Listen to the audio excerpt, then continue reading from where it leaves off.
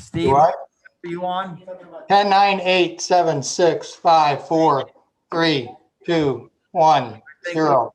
Everybody, you ready to go, Wes? I am ready to go. All right, we'll go ahead and call the city council meeting to order for November 16th. Roll call, please. Ebersol, Here. Agni, One. Nemitz, Here. Wrestler, Kook, Ocamp, Martin, Here. Riddle.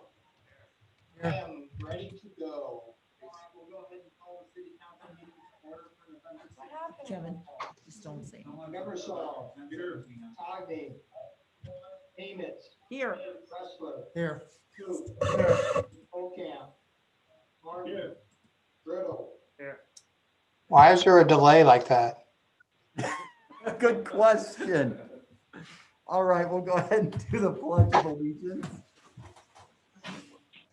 I pledge allegiance To the flag of the United States of America, and to the republic for which it stands, one nation under God, indivisible, with liberty and justice for all. Freaking comedy hour. Freaking comedy hour. We need it. Well, Good Lord. Holly, are you on?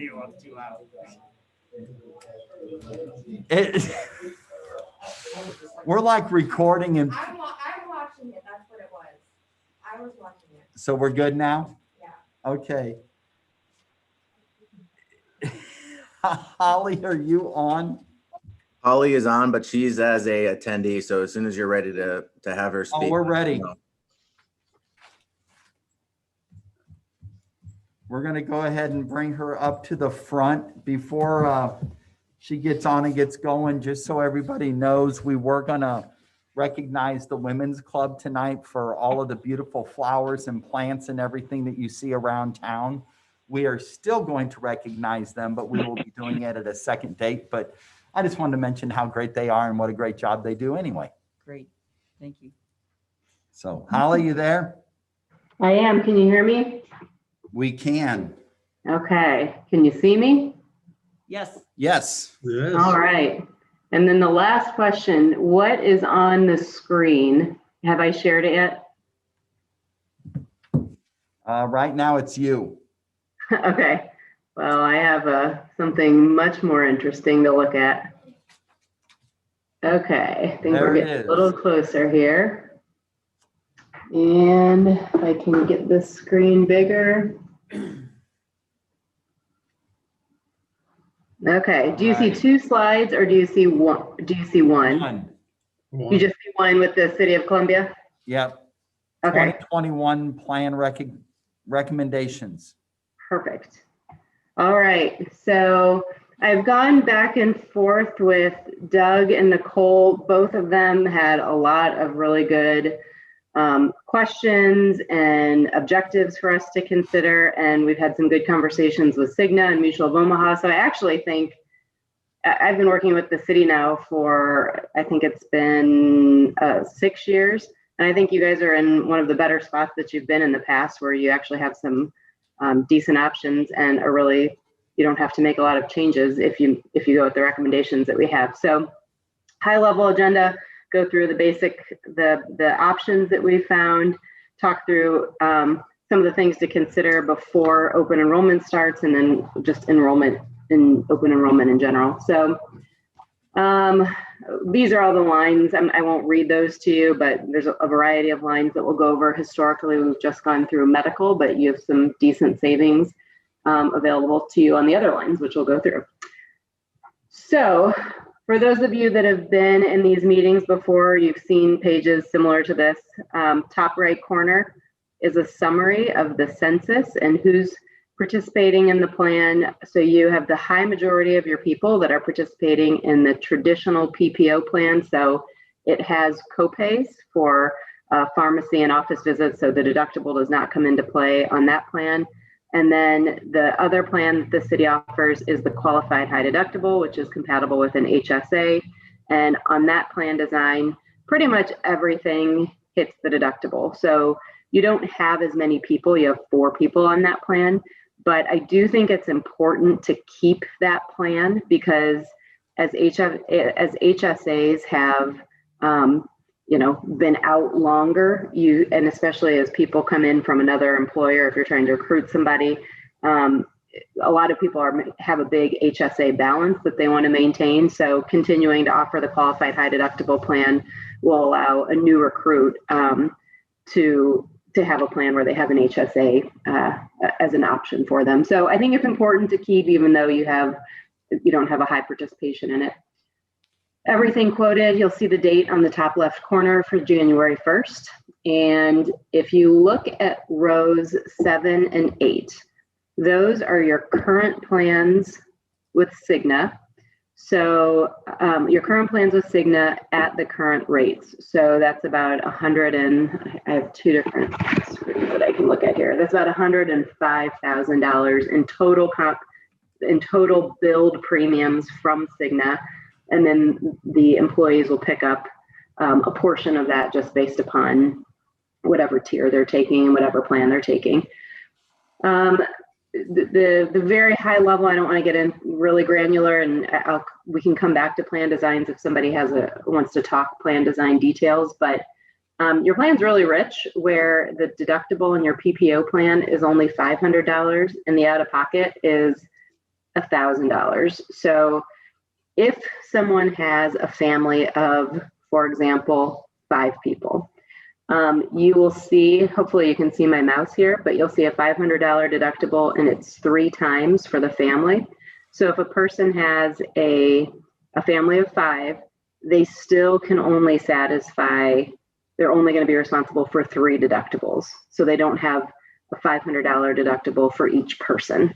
So that's important to note. And it's also important to note that the family out of pocket is actually, I rarely see $1,000 out of pocket. So that's for an individual, but the same thing, worst case scenario, if some family had a terrible, horrific year and accidents happen, then the worst case scenario for the family on the PPO plan is $3,000 out of pocket. So that includes everything. So that's your copay, your coinsurance, your deductibles. So once they've hit 1,000 in network, it's 100% covered. And then again, on the base plan, which is the qualified high deductible on line 8, it's a $2,800 out of pocket, and it's only 2 times for the family. So both of those are solid plans. So you should feel good about plan design offerings. If you go to the right of the bold vertical line, you'll see the breakdown of cost for employee, spouse, employee child, and family. And that $105,000 premium is the monthly premium based upon the census in the top right corner. So that's where you are today. If you look at rows 1, 2, and 3, that was the original renewal that Cigna came out with.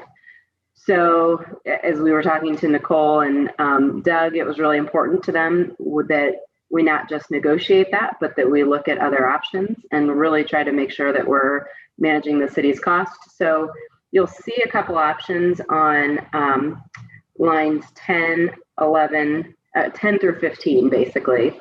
But before we go to 10 through 15, I want to stick with the Cigna options, because on line 4, 5, and 6, what happened was after we went out to market, which is the process we go through every year just to kind of keep the carriers, sharpening their pencil. When we got medically underwritten rates from Blue Cross and United, and then we took those numbers back to Cigna. And when we went back to Cigna said, okay, we're actually going to give you a rate hold. So there's a couple important things to note here about not only did Cigna reduce the rates or hold your rate at the same rates that you have on line 7 and 8, which is a great place to be.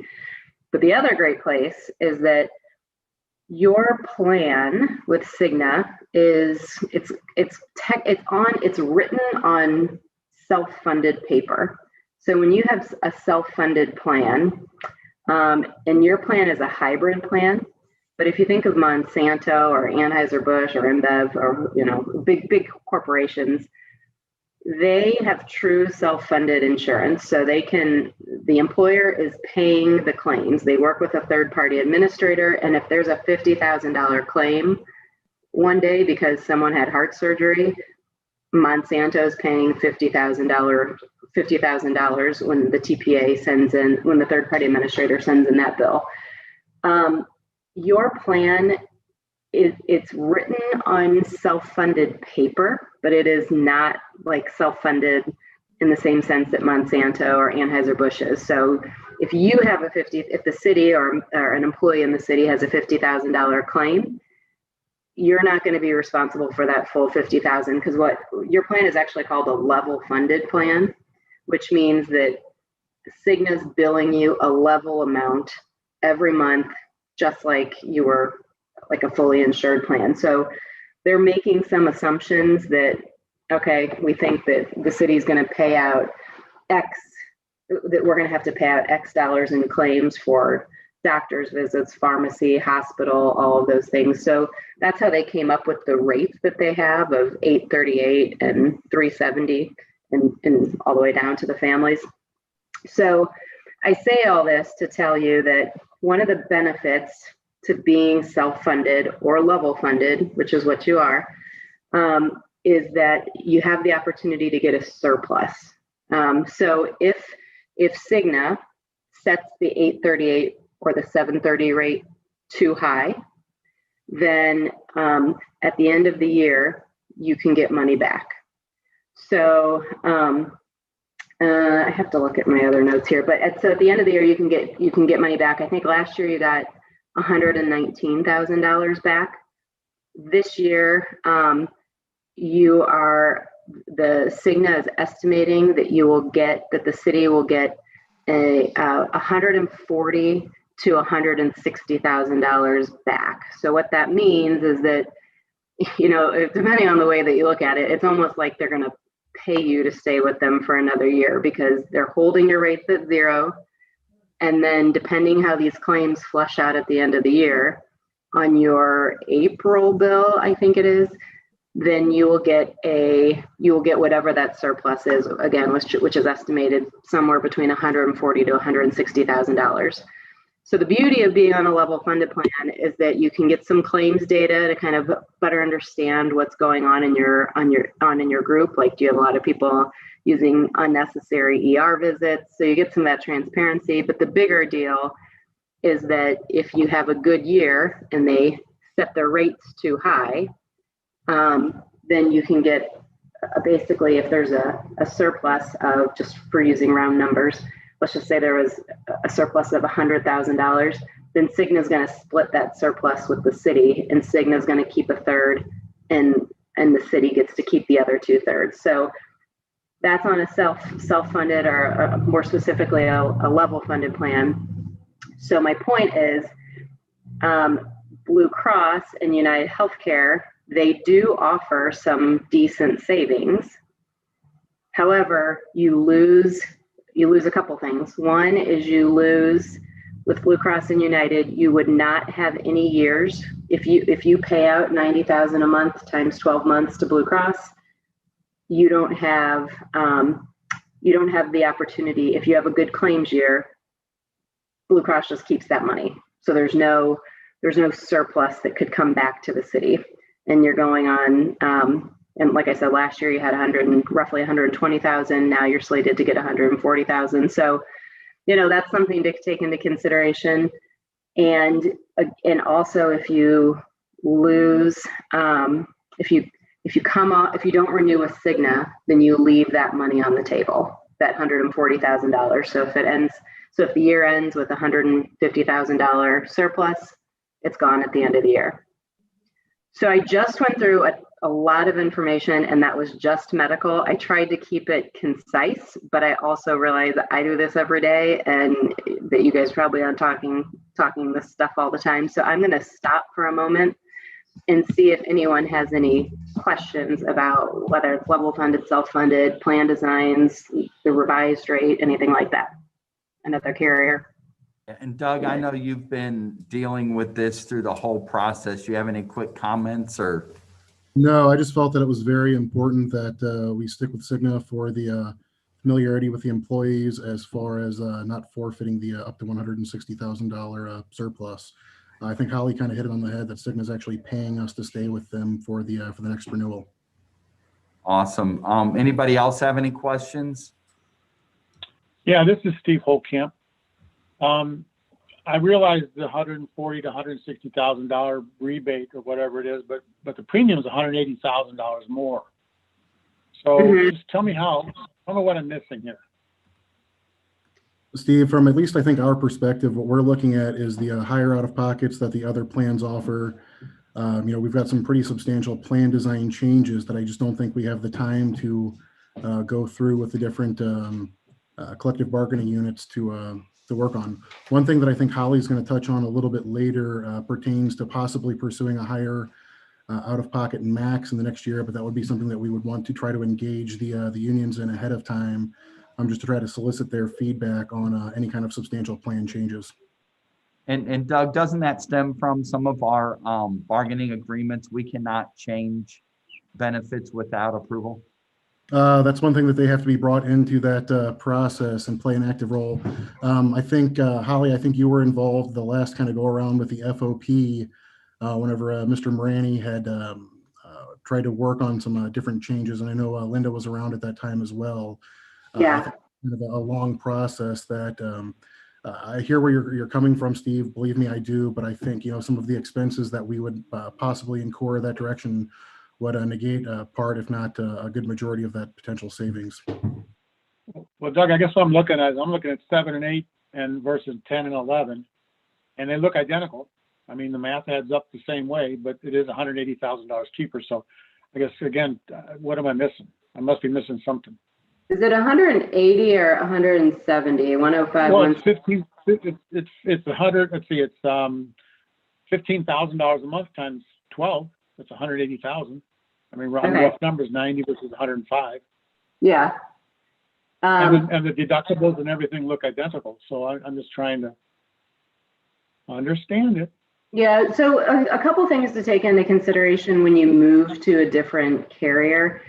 The most noise happens on the pharmacy side, because a pharmacy typically is happening every month. So one thing to note with Blue Cross is, you can have some prescriptions. If you just look at the tiers themselves, it's about, the prescription drug column. You have some drugs with the generic drugs are a little bit higher with Blue Cross, not much. And then the second and third tiers are a little bit lower, not much. But the important thing is that tier column, it's kind of cut off on the top there. But you can see with Cigna, it says 3, and you can see with Blue Cross, it says 5. So Blue Cross has some other specialty drugs and a different formulary. I am happy to send that over. But even what Cigna considers a tier 1 drug or a tier 2 drug isn't necessarily going to be what Blue Cross considers a tier 1 or a tier 2. I mean, in full transparency, I will tell you, our office would get paid more on a Blue Cross plan. So I have every bit of motivation to tell you to go to Blue Cross. But I think, when you do the math between the total premium, it's about 100, and I think it's it's a little under 190,000. I think it's closer to like 175,000. But when you take into consideration the change that would take place in terms of the pharmacy, and you take into consideration the fact that you still have that surplus on the table. That if you get $160,000 surplus, now you only have a $10,000 swing. And you've lost the ability to get a surplus at the end of the year. So if you have a good claims year with Blue Cross of Illinois, Blue Cross keeps your money. So, okay. I'm just doing the math, and we get $140,000. We're still paying $33,000 more, even with the full. You said between 140 and 160, so we're at least 30,000 right. rough number more with the rebate. Yeah. Surplus. Yeah. And like I said, I have every motivation to encourage you to take the Blue Cross plan.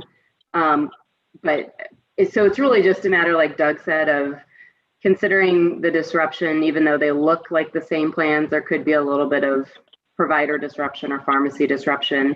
And you lose the ability for a surplus. But Blue Cross is they're a good carrier.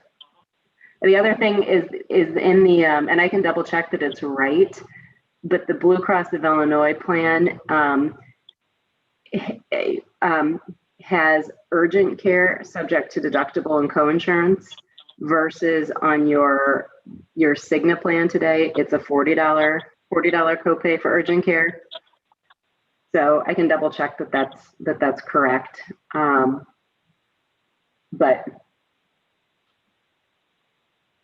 that would Well, I'm be not one. an expert in insurance. I'm just looking at the numbers and it looks. Yeah, no, that's what you're. And you're at a good spot. And I'll also say that United Healthcare plan, and this is to Doug's point, that your out-of-pocket maximum today is very competitive. Like when I look at a $500 deductible plan, that's a nice low deductible to have. If you look at line 13, a couple things with United Healthcare, the coinsurance goes up to 100%, so that's better than your 90%. So right now, if someone has knee surgery and it's $1,500, just making up a number, they pay their $500 deductible first, then they pay 10% of the remaining $1,000. So that knee surgery would cost them on a $1,500 bill. That knee surgery would cost $600. On the United Healthcare plan, that knee surgery would cost $500 because the plan pays 100% versus 90% after the deductible is met. So the difference. So where you're gonna hit the $1,000 or the $4,000 is really on your copays. So Cigna is gonna start paying 100% of everything sooner than Blue Cross will. I'm sorry, Blue Cross or United Healthcare for that matter. So, I would say it's reasonable on a 100% plan to have a $4,000 out of pocket, because I think most people assume when I go to the pharmacy, I should pay money to pick up my prescriptions. I don't think most people are in a spot where they expect pharmacy, prescriptions to be free. So that's where, if there's any conversations that can happen with the union and where you have some time to really make them, non-rush conversations, is to start feeling them out for increasing the out of pocket. If maybe you can keep bump the co-insurance up or do some other things to, make it, still not a negative impact on the employees, if that makes sense. But I think you'd have to go through a whole new approval process to get the move to a United Healthcare plan like that. But which I know that you're looking at the Blue Cross one. But I'm just saying all this because I do think that would be nice to know that we could pull that lever in the future if we need to. Well, I would assume that all these plans would be approved by our unions, or we wouldn't be entertaining them. Is that not the case? I have not participated in union conversations. I will defer to Doug and Kevin on that one. Yeah, Doug, you can chime in, but I don't think that we've had numbers long enough to have had a chance to, we would have had to start the process quite a bit before this point to have had all of the bargaining unit input, correct? Correct. But didn't the numbers that we gave for pricing? I mean, I just would assume that we would ask for something that would be compliant with what we had. United Healthcare. No. The one thing I'll say is that Cigna is flexible with plan design, and Blue Cross probably could match the plan design. I'll have to see if they can, how much flexibility, but United Healthcare has set plan design. So they're just off the shelf, and United Healthcare didn't have a plan that had a lower deductible. So we just quoted something as best we Okay. could to And- mirror what Cigna was offering. And Doug, if I remember in the past, anything that we've had to change as far as deductibles, co-pays, things that would be out of pocket for the employees, the city actually made up that difference. So they had a zero net gain or loss, correct? Yes. That's correct. And I believe Terry can kind of touch on that as well. I think he was involved in those early conversations. And I think that's a lot of, I mean, I guess to say behind the scenes, but a lot of those costs that you don't necessarily see in that quote are those costs that we absorb on the backside or as it's being used. And I think the plan that we're currently in and the one you're recommending, Doug, is the one that has been pretty consistent and advantageous to the employees. Correct. Yes, sir. So there, in that plan that we're looking at, we would not have to make any deductibles up? That would be essentially sticking with the status quo. So I believe that's correct, Steve. Okay. All right, so Doug, what you need is just kind of a head nod to go ahead and put this together. Correct. I think we're going to shoot for the open enrollment in December. So I think the sooner we can give a nod to Holly, the faster that she can kind of work to kind of button everything down on that front. All righty. Anybody else have any comments? Does anybody have any issues with moving ahead with staff recommendation? All righty. I see everybody in, okay. Okay, so that's great. I will move on to dental. The dental that you have today is with Delta Dental, the top plan in orange. So the PPO reflects in and out of network benefits. Delta actually has 3 networks. It's their PPO network, their premier network, and then it's out of network. So if you go to a true in-network dentist, then you'll have a $50 deductible that I believe is waived for preventive care. Then the plan, you'll see PBM&O under the coinsurance, and P stands for preventive, B stands for basic, M stands for major, O stands for orthodontia.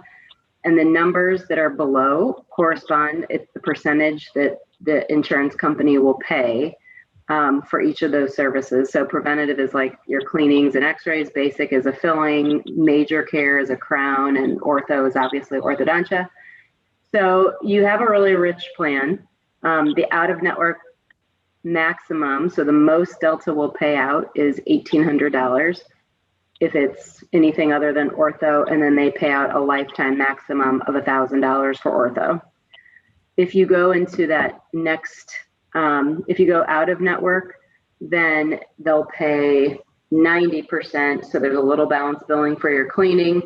And you can see 70, 40, and 50 for preventive, basic, and major. The only thing that Nicole said, hey, we have a lot of people that are happy with the Delta Dental. I really don't see a reason to disrupt it. But sometimes the carriers just give us quotes, and they decided the 2 carriers that were most competitive and most eager in writing the business were Mutual of Omaha. So they wanted to understand, okay, what would make them be interested in us? And Nicole said, well, if you could make the benefits better and make the rates competitive, now we'd have something to talk about. So Mutual and Standard went back to the drawing board, sharpened their pencils, and you can see a couple of things that I highlighted here. So they both increased the maximum benefit to $2,000, and they enhanced the out-of-network benefits, and then they enhanced what's called the UCR, usual, customary, and reasonable is what that stands for. And the higher the number, the better. I'll go back and look at what Delta's is, and I'll explain Delta's in a second here, but the UCR, so the higher the number, the better. And what it basically means is if in the example of Mutual of Omaha, if your dentist charges what 99% of the dentists in the metro area are charging, then that's considered usual, customary, and reasonable pricing. and they will pay 100% or 80% or 50% off of that billed rate. If your dentist is in, outside of that 99th percentile, then there could be some balance billing. And for example, I have gone to an out-of-network dentist before with Guardian, and I think the UCR was set at like 85 or 90, and my cleaning, instead of it being free, it was like at like $20. So if that helps put it in perspective at all, but you can see the corresponding rates. So there's some decent savings there, and a lot of the savings comes really on the family tiers. Okay, so the recommendation is, yeah, this is where it's actually a little bit interesting. I think that I could either go either way with Mutual of Omaha or Standard. So this is where you'll see there's a Mutual of Omaha. Standard does a little bit more with municipalities. Mutual of Omaha has a higher UCR, and they have embedded into, and I'll show it to you in a second here, on their accidental death and dismemberment plan, they have put a on and off the job rider for police, for police and fire, basically. So for uniform people.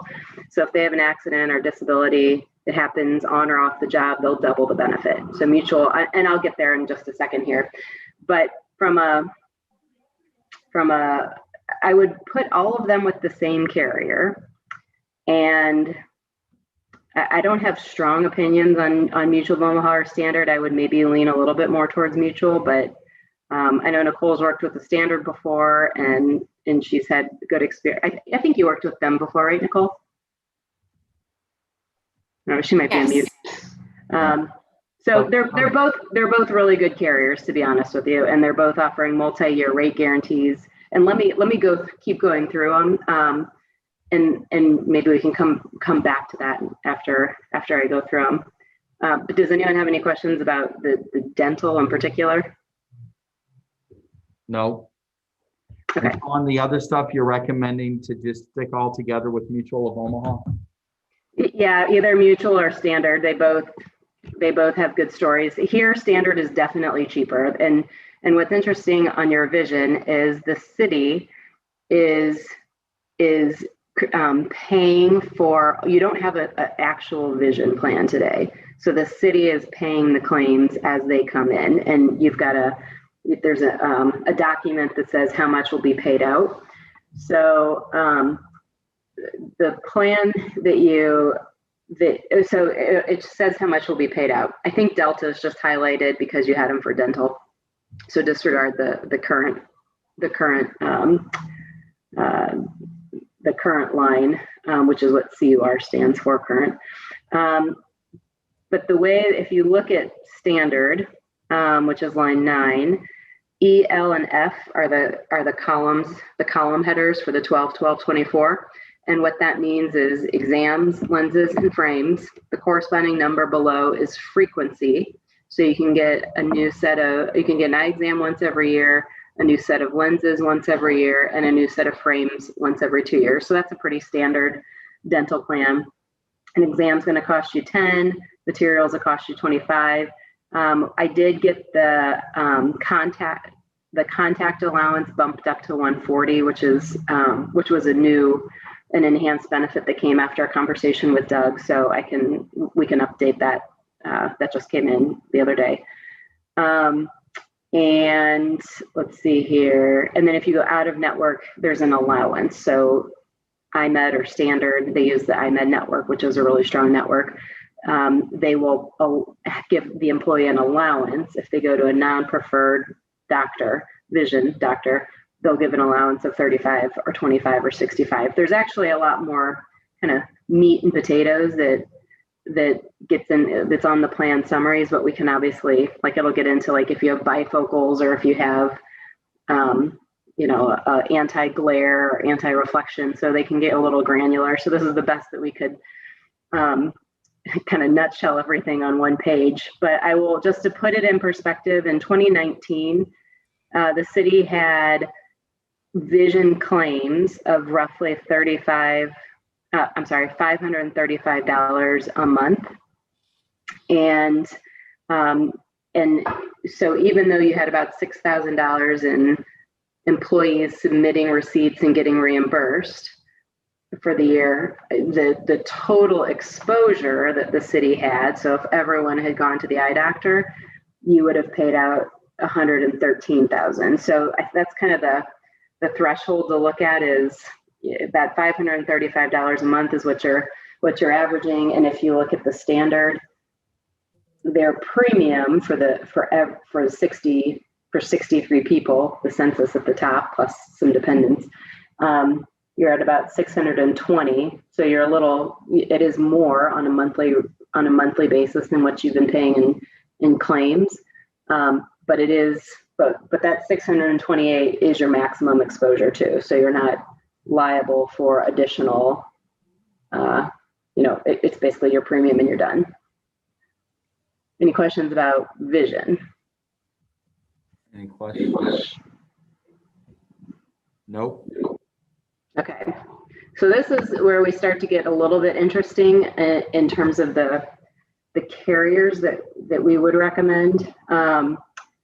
So you have some really decent savings on the employer paid life. You're currently offering your employees a $20,000 benefit, and it cuts back when someone hits the age 70, the benefit cuts back 50%, and that's going to be pretty standard on any group life plan. So you can see the total monthly premium for all of your employees is the $680 a month. Mutual and standard are both being competitive, same 20,000, same cutbacks. Mutual actually told me today verbally, they haven't put it in writing yet, but they also will give a 3-year rate guarantee. So you have about $6,000 in savings.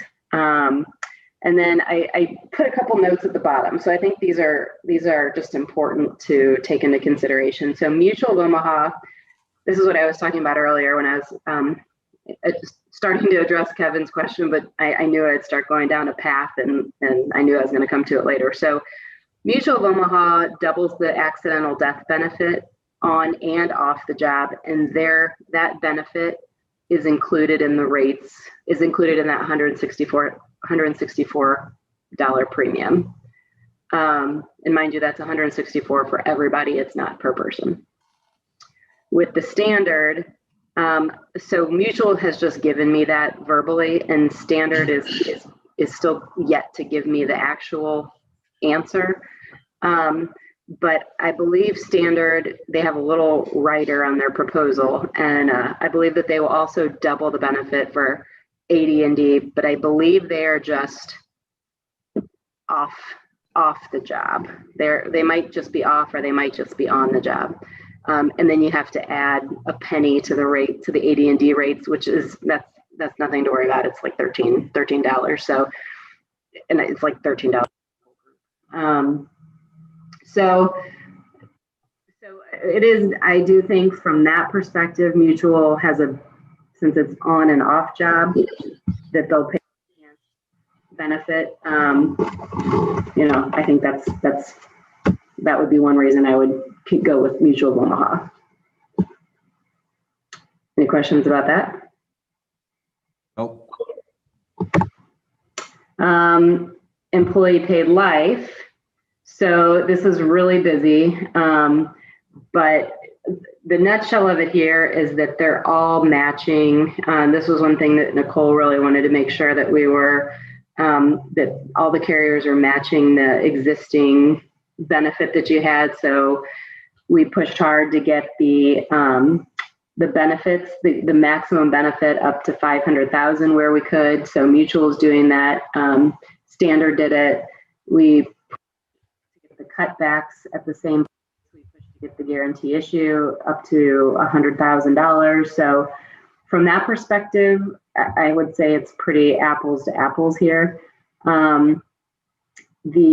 On the right side, and I apologize. I know it's busy, but it it's the way they structure their rates where they're broken down by age. So it's kind of difficult to show, but you can see the standard tends to be more competitive on the employee paid life. So that's a reason I would maybe choose standard, is just because their rates are more competitive. So Mutual's got the extra benefits for on and off for the uniform people. Standard has a more competitive rate for employee paid life. So that's not going to save the city anything, but it's a good story for your people. And then the other thing that we also need to take into consideration is participation. So standard, they were able to waive their participation down to 10 people. Mutual will waive their participation requirements completely, as long as they get basically everybody to complete a form saying, yes, I want it, or no, I don't want it. And they also want to make sure that they can, basically they want to be a part of the meeting, in the employee meeting, where they could say, this is the benefit of life insurance, and just kind of do the education. So those are just kind of two things to take into consideration, because, if you offer it and 8 people want it, standard will be like, well, you didn't hit that. So it may not be the biggest deal, but it is something to take into consideration. All right. Short-term disability, comparable plans, I would say that Mutual tends to be a little bit more competitive here, but again, it's employee paid, so it's not like it's money out of the city's pocket, and it's what was I going to say here? It's a new benefit, right? Doug and Nicole, this is not, you don't have disability, short or long-term disability today, correct? Correct. Okay. So it's a new benefit. So you're kind of starting from scratch here. Same thing, participation is going to be waived if Mutual, same requirements for participation. Long-term disability, same thing, employee paid. It's going to reimburse 60% of the employee's earnings. I personally think long-term disability is the most important, aside from medical and a retirement plan. I think long-term disability is probably the most important, because you're protecting your greatest asset, which is your ability to make money. So on this plan, if someone can't work after 90 days, which is the elimination period, then the plan will reimburse 60% up to $5,000 a month. And then you can see the breakdown of rates there, and Mutual tends to be a little bit more competitive here, but it's a voluntary benefit. Any questions about that? I do not believe so. Okay. So the things to consider are what we've already talked about. And if you've already made the decision on the medical, then we can skip through that.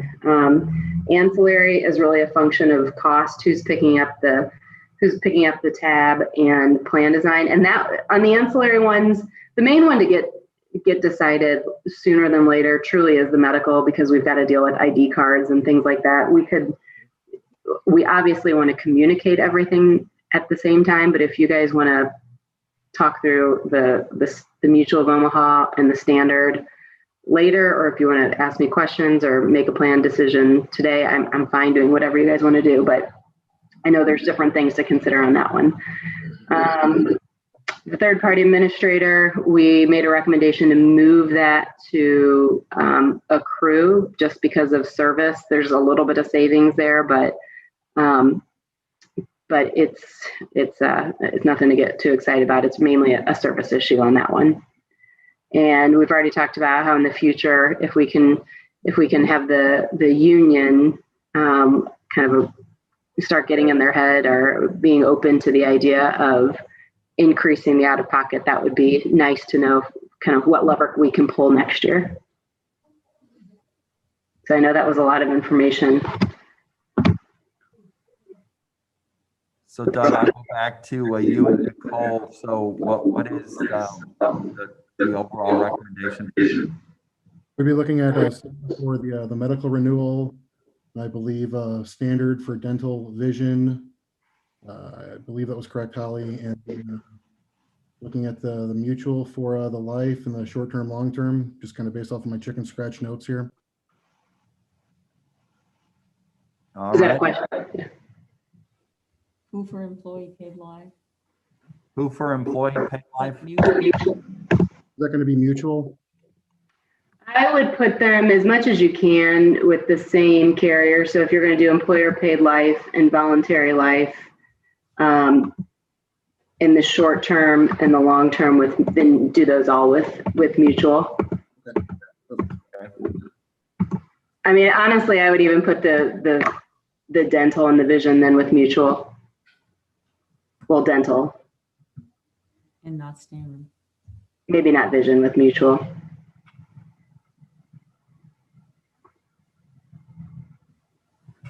I think we'd follow Holly's recommendation on that. Okay. So tonight, the big issue is to move forward with the medical, and you'll give us the breakdown on the other lines? I can put that together before the next meeting. That way you'll have kind of what was locked in on those other fronts, but definitely need to see the head nods if possible for Cigna. That way Holly can get started for everything that's going to be required for the open enrollment. Okay. I believe that's what we have then. Okay. So any other things for me right now? Nope, I think we are set on that. Thank you very much, Holly. Okay, thanks, guys. I know it was a lot to go over. I tried to do it as quickly as possible. All righty, thanks. I will log off. Thanks, guys. Thank you, Holly. All righty. Doug, you still there? You got your marching orders?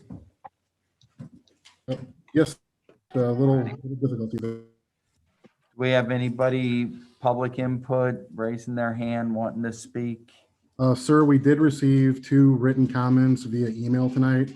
However, they did exceed the limit that was set in Resolution 2020-10 by the City Council. Therefore, after discussing with the city clerk, we will be distributing those to the council in their entirety following the meeting. They were both supporting residential chickens. All righty. Anybody else? All righty. I do not have comments, announcements. Any aldermen with any comments, announcements? Department heads? Consent agenda.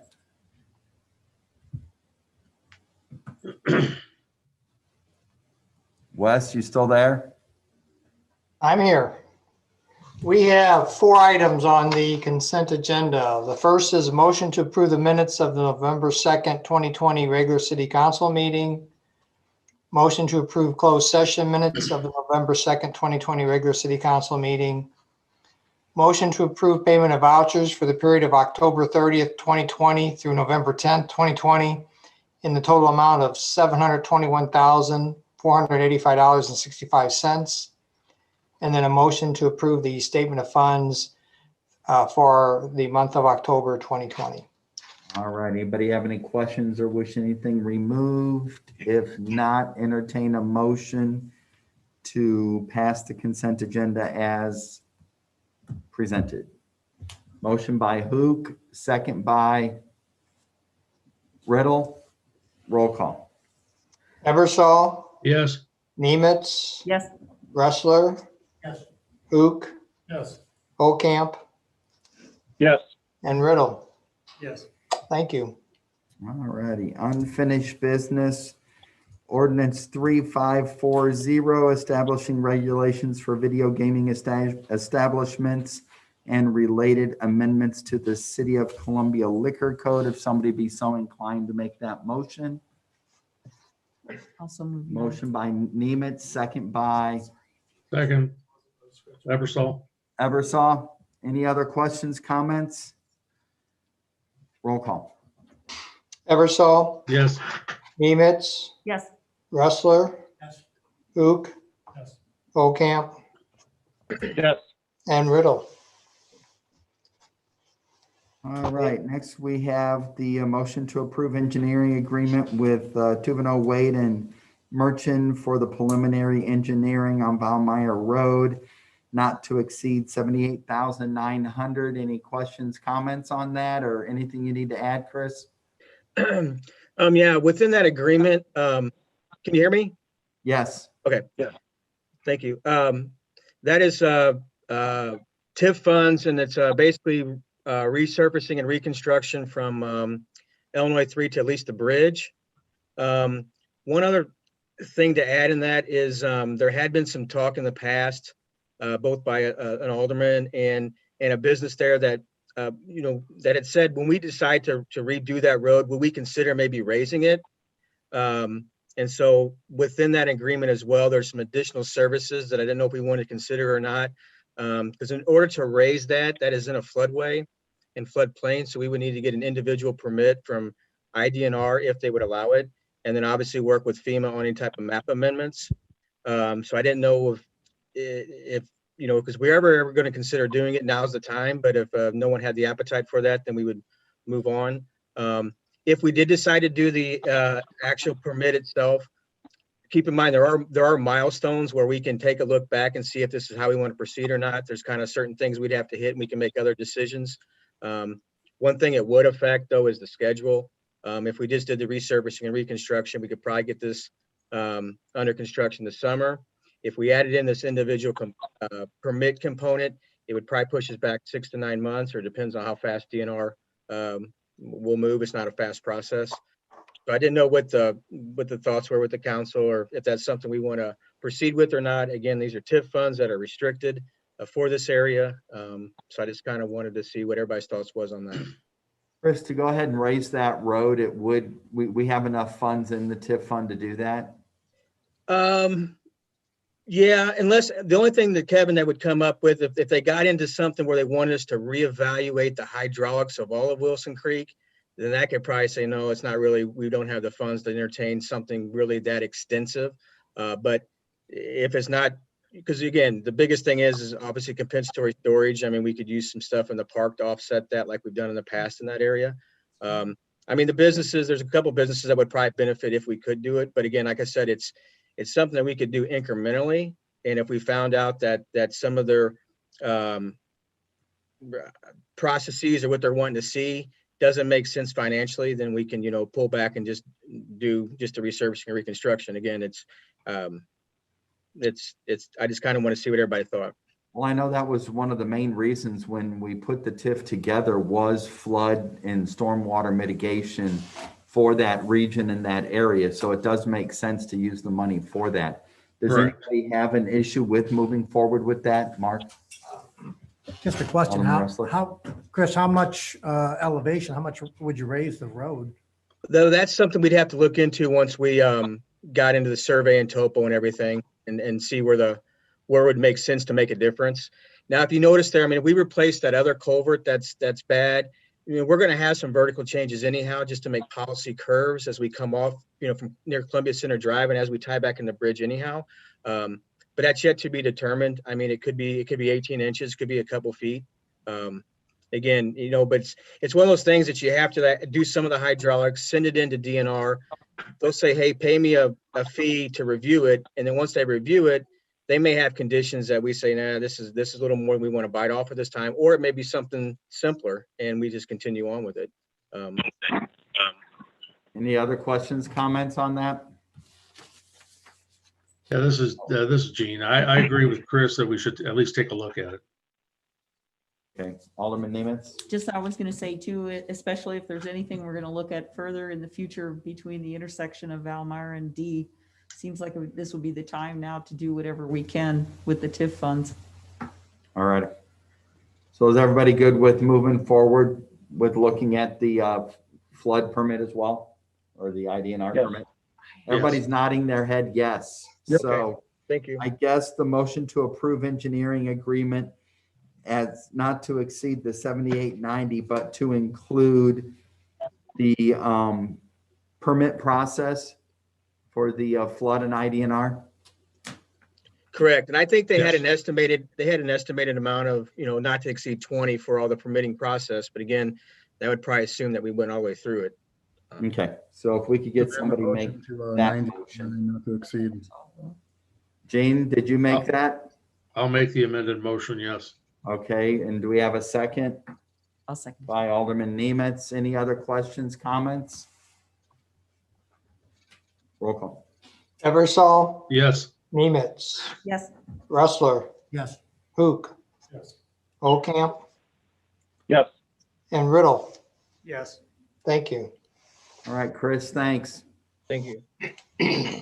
Next, we have ordinance 3541, authorizing the city of Columbia to enter into an agreement with Reliable Sanitation to provide collection and disposal of garbage, refuse, and recyclables.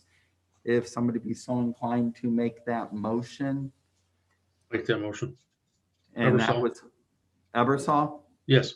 second by Camp. Holdcamp. Any other questions, comments? Roll call. Eversol, Yes. Nemitz, Yes. Rustler, Yes. Hook, Yes. Ocamp, Yes. and Riddle. Yes. Thank you. All right, number 4, Doug. Yes, sir. What you have before you tonight is a motion to approve participation in the IML RMA Min-Max program for the city's general liability, property casualty, and work comp insurance. Jackie pretty much led the charge on this one, soliciting quotes through different brokers for our coverages. We had 5 carriers that were shopped, including the incumbent Illinois County's Risk Management Trust, and as noted, the IML RMA. We are recommending a switch from ICRMT to IML RMA as the Risk Management Association offers pretty significant advantages over the other 2 closest proposals, including overall lower deductibles and higher coverage limits. Additionally, depending on the losses that we would potentially experience, we could save up to just shy of $40,000 over the next lowest quote.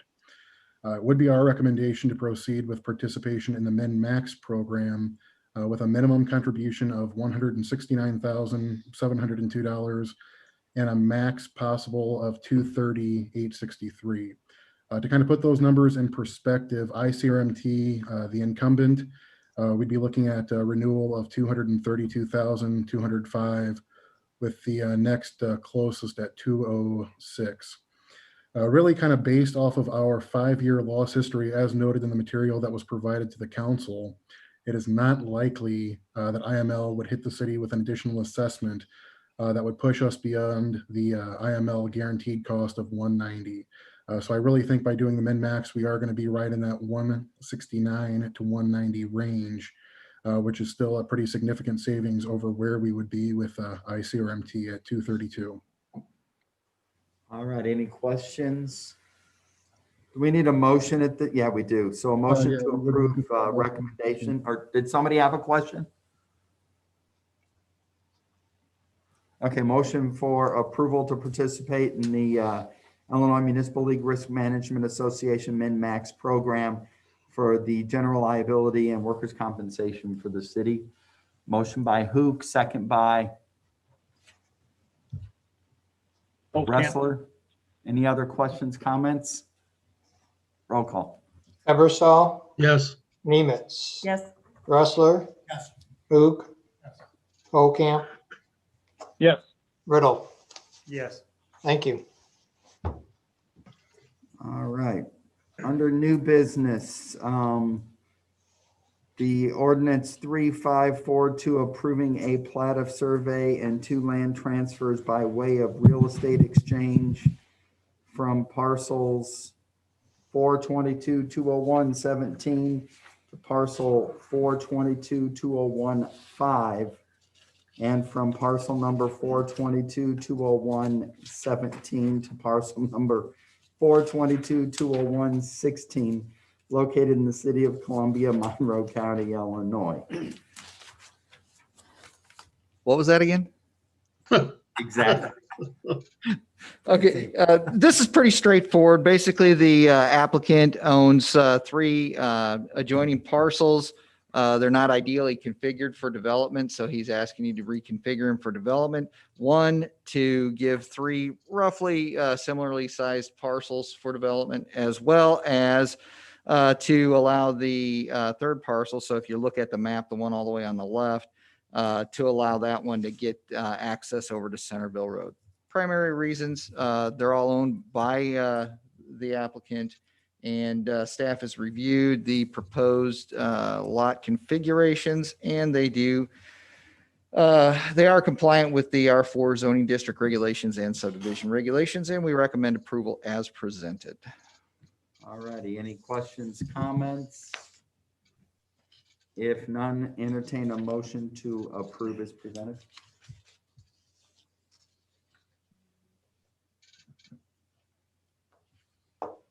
One, isn't it? Anybody? Yeah, Ward 1.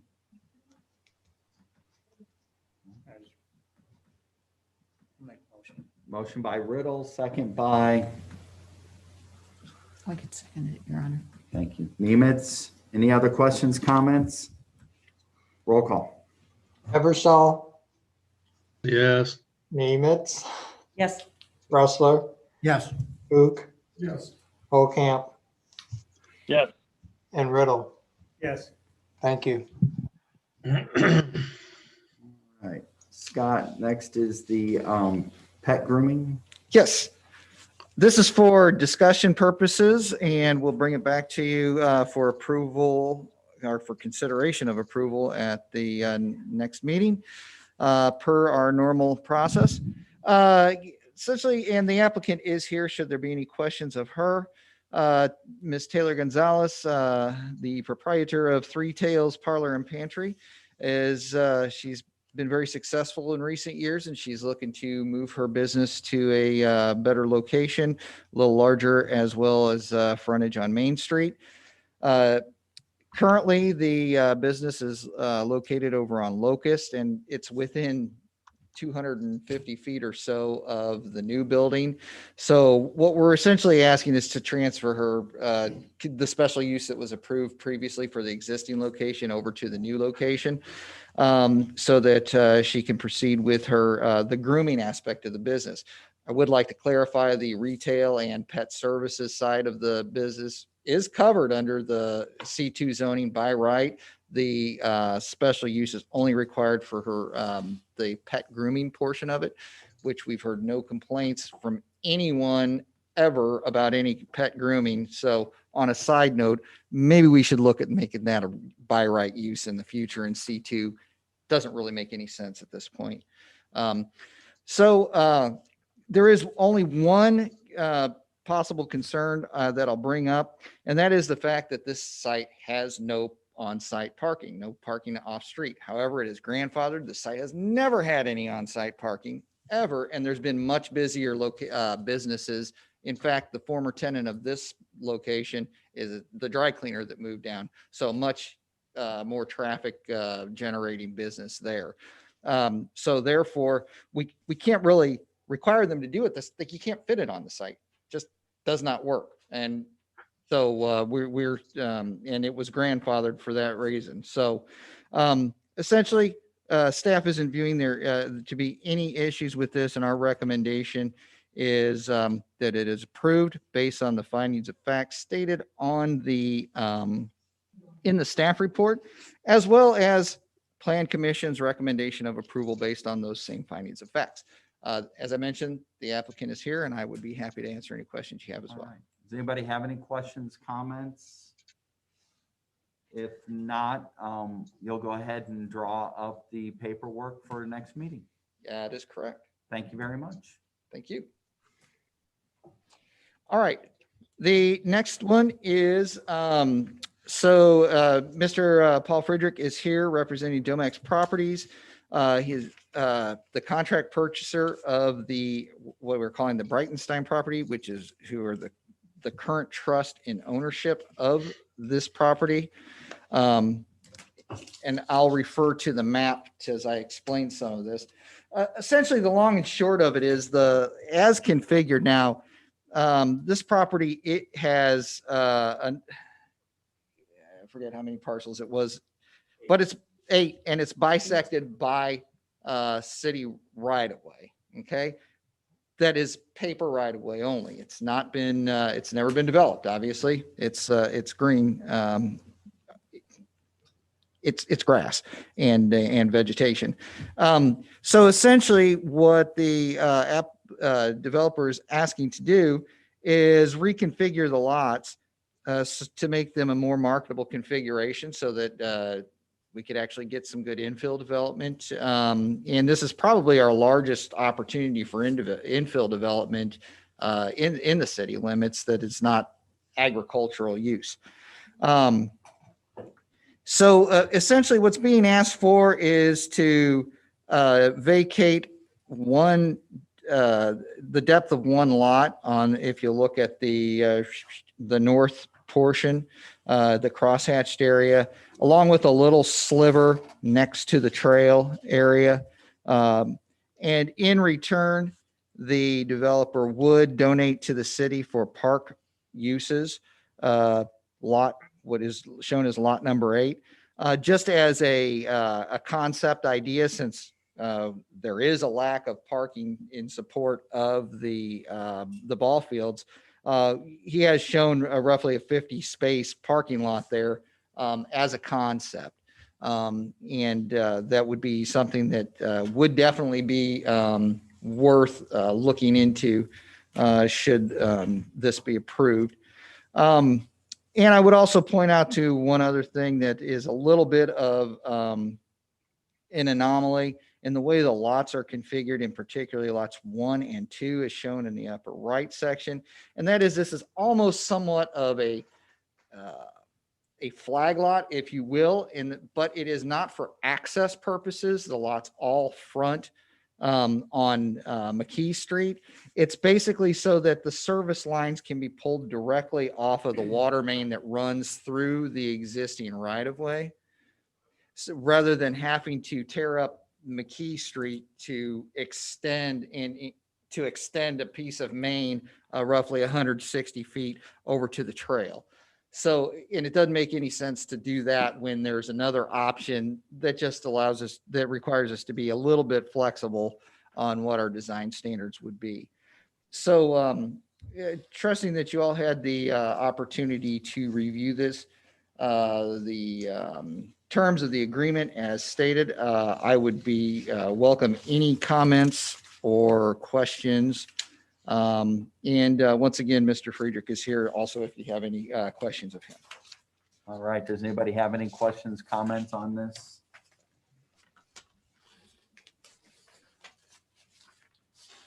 All right, Alderman Hoop. I assume those are just R5 lots and.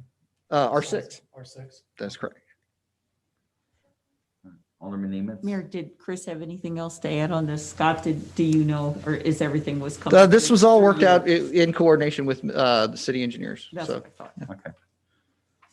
All right, so this, without any other discussion, next steps.